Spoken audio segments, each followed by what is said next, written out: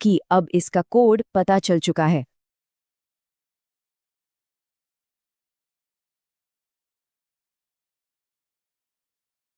Complex numbers ये सिर्फ algebra के मुश्किल सवाल नहीं है। असल में इनके अंदर एक पूरी की पूरी विजुअल लैंग्वेज, एक सीक्रेट कोड छिपा है।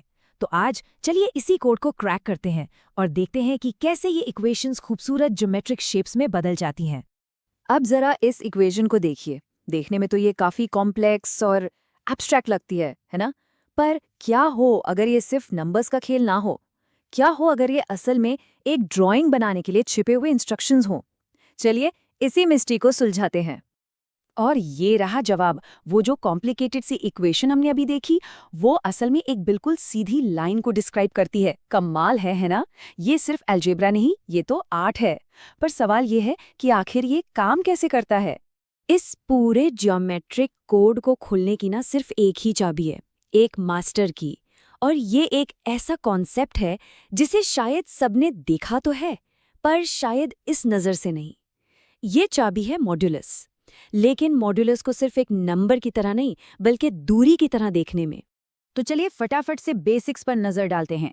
टेक्स्ट बुक के हिसाब से किसी भी कॉम्प्लेक्स नंबर z का मॉड्यूलस, जिसे हम मॉड्यूलस z लिखते हैं, वो कॉम्प्लेक्स प्लेन पर ओरिजिन यानी 0,0 से उस पॉइंट तक की सीधी दूरी होती है। एकदम सिंपल। लेकिन असली खेल अब शुरू होता है, जब हम इसी आइडिया को थोड़ा और आगे ले जाते हैं। देखिए, z1 माइनस z2 का मतलब सिर्फ दो नंबर्स का सब्ट्रैक्शन नहीं है।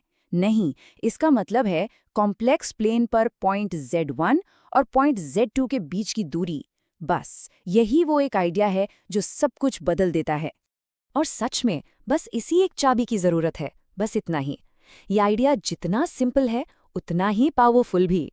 एक बार ये समझ आ गया ना कि मॉड्यूलस मतलब दूरी, तो फिर कॉम्प्लेक्स इक्वेशंस के पीछे छिपे हुए हर तरह के खूबसूरत शेप्स दिखने लगते हैं। ठीक है, तो थ्योरी बहुत हो गई। अब इसे एक्शन में देखते हैं। अपनी इस नई चाबी के साथ चलिए वापस चलते हैं उस पहली मिस्टीरियस इक्वेशन पर और देखते हैं कि अब वो हमें क्या बताती है।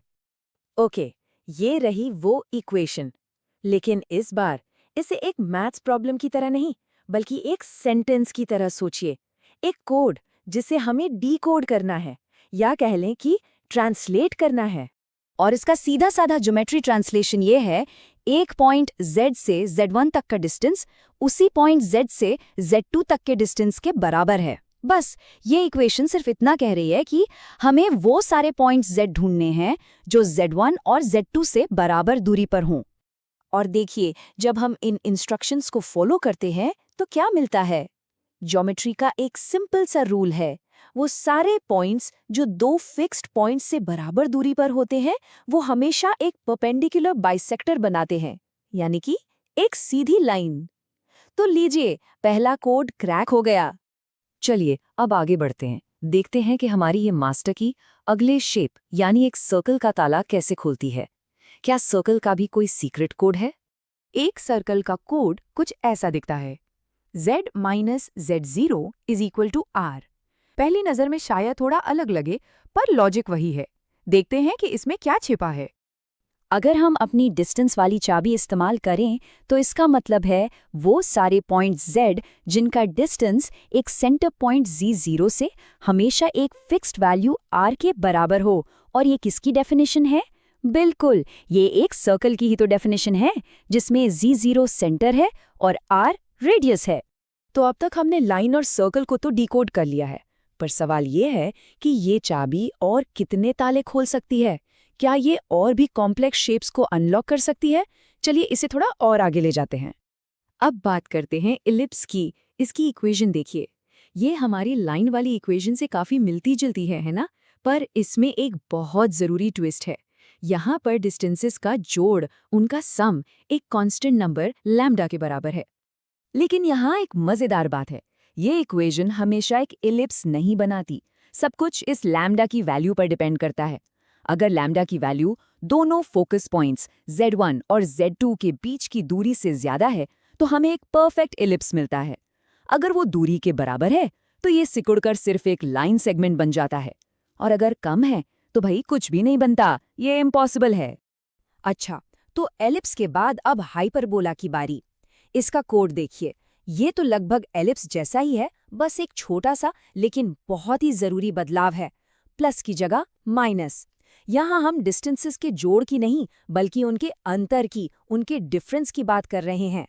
और यहाँ भी कंडीशंस बहुत मैटर करती हैं, लेकिन एलिप्स से ठीक उल्टे। एक हाइपरबोला बनाने के लिए लैम्डा की वैल्यू दोनों फोकस पॉइंट्स के बीच की दूरी से कम होनी चाहिए। अगर बराबर है तो फिर से एक लाइन मिल जाती है, और अगर ज्यादा है तो कोई शेप बनाना पॉसिबल नहीं।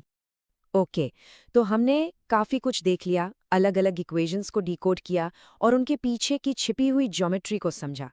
तो अब टाइम है इन सब चीजों को एक साथ लाने का और इस सीक्रेट लैंग्वेज की असली खूबसूरती को देखने का।